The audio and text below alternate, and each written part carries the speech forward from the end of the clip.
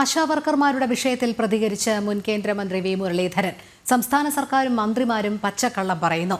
കേന്ദ്രവിഹിതം പൂർണ്ണമായും സംസ്ഥാനത്തിന് നൽകിയെന്ന് അദ്ദേഹം പറഞ്ഞു. സമരത്തെ അപമാനിക്കുന്നതിന് പകരം ചർച്ച ചെയ്യാൻ മുഖ്യമന്ത്രി തയ്യാറാകണമെന്നും അദ്ദേഹം ഡൽഹിയിൽ ആവശ്യപ്പെട്ടു. ഒരു കള്ളം 100 തവണ ആവർത്തിച്ചു കഴിഞ്ഞാൽ അത് യാഥാർത്ഥ്യമാണെന്ന് ജനങ്ങൾക്ക് തോന്നും എന്നുള്ള സിദ്ധാന്തം, ഗീബൽസിയൻ സിദ്ധാന്തം, ആ സിദ്ധാന്തം പ്രാവർത്തികമാക്കാൻ ശ്രമിക്കുകയാണ് പിണറായിയുടെ നേതൃത്വത്തിലുള്ള സർക്കാർ. കേന്ദ്രം ഞങ്ങൾക്ക് തരാനുള്ളത് തന്നില്ല, അതുകൊണ്ടാണ് ഞങ്ങൾക്ക് ആശാവർക്കർമാർക്ക് അർഹമായിട്ടുള്ള ആനുകൂല്യങ്ങൾ നൽകാൻ കഴിയാത്തത് എന്നുള്ള പച്ചക്കള്ളം. ആ പച്ചക്കള്ളം തുടരെ ആവർത്തിക്കുകയാണ് കേരളത്തിലെ സർക്കാർ.